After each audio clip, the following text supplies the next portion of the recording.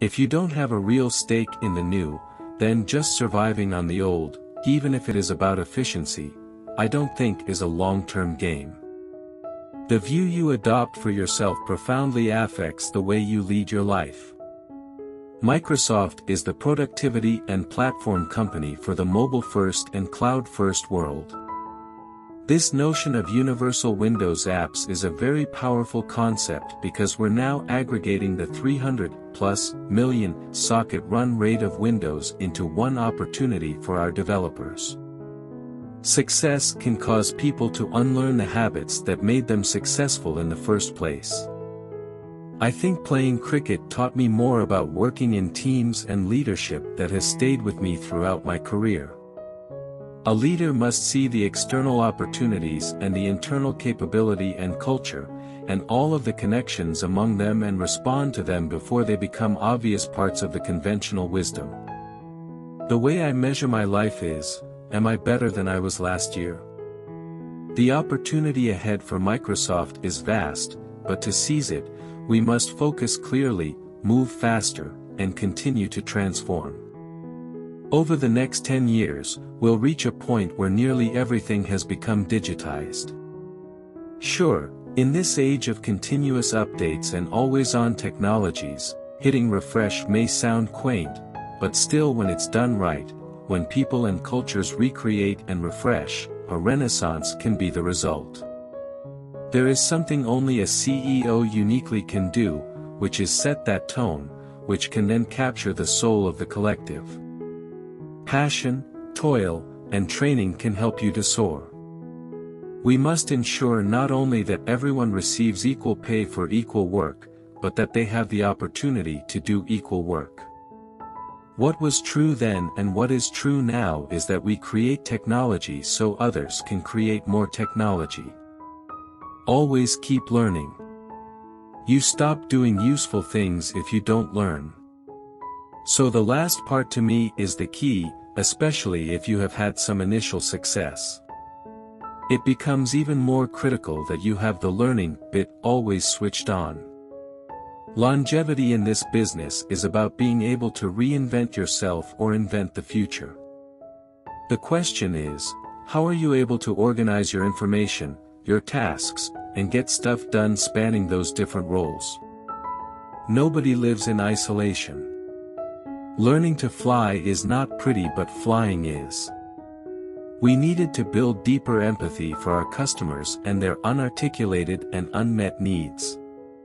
It was time to hit refresh. If you are going to have a risk-taking culture, you can't really look at every failure as a failure. You've got to be able to look at the failure as a learning opportunity. When I think about my career, my successes are built on learning from failures. Be passionate and bold.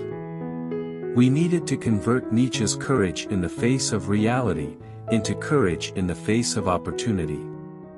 Technologies will come and go, so you need to be able to both ask and answer the question, what do you do as a company? Why do you exist? I believe men and women should get equal pay for equal work.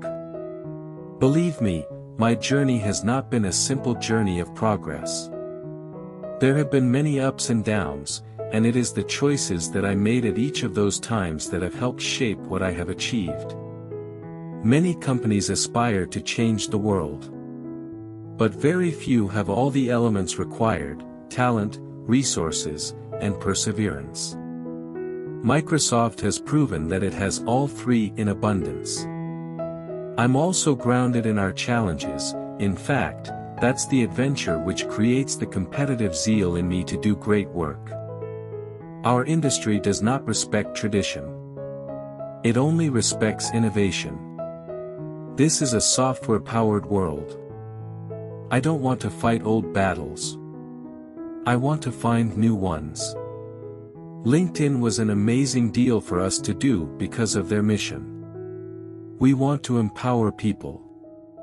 Finally, I truly believe that each of us must find meaning in our work. The best work happens when you know that it's not just work, but something that will improve other people's lives. Success can cause people to unlearn the habits that made them successful in the first place. Listen to your customers and your employees, they are the most important thing in defining your business. If you don't jump on the new, you don't survive. Be passionate and bold. Always keep learning. You stop doing useful things if you don't learn. Listening was the most important thing I accomplished each day because it would build the foundation of leadership for years to come. Our ambitions are bold, and so must be our desire to change and evolve our culture. You renew yourself every day. Sometimes you're successful, sometimes you're not, but it's the average that counts. My approach is to lead with a sense of purpose and pride in what we do, not envy or combativeness. I truly believe that each of us must find meaning in our work. The best work happens when you know that it's not just work, but something that will improve other people's lives. The number one thing that you have to do as a leader, to bolster the confidence of the people you lead. Only through living life's ups and downs can you develop empathy. Culture eats strategy for breakfast. You must always have respect for your competitor, but don't be in awe. Our industry does not respect tradition. What it respects is innovation. If you could understand impermanence deeply, you would develop more equanimity. We want not just intelligent machines but intelligible machines, not just artificial intelligence but symbiotic intelligence. I must work hard, not to climb the ladder, but to do important work. We must respond to opportunities before they become conventional wisdom. After all, our products may come and go, but our values are timeless. We live in a world of mobile technology, but it is not the device that is mobile. It is you. Consistency over time is trust. Leadership means making choices and then rallying the team around those choices. The key to the culture change was individual empowerment. Trust is the foundation upon which everything we do is built. One brilliant character who does not put team first can destroy the entire team. You renew yourself every day. Sometimes you're successful, sometimes you're not, but it's the average that counts. Our job is to ensure Microsoft will thrive in a mobile and cloud-first world. In the post-Snowden world, you need to enable others to build their own cloud and have mobility of applications. That's both because of the physicality of computing, where the speed of light still matters, and because of geopolitics. Which quotation do you like the most? Don't forget to subscribe.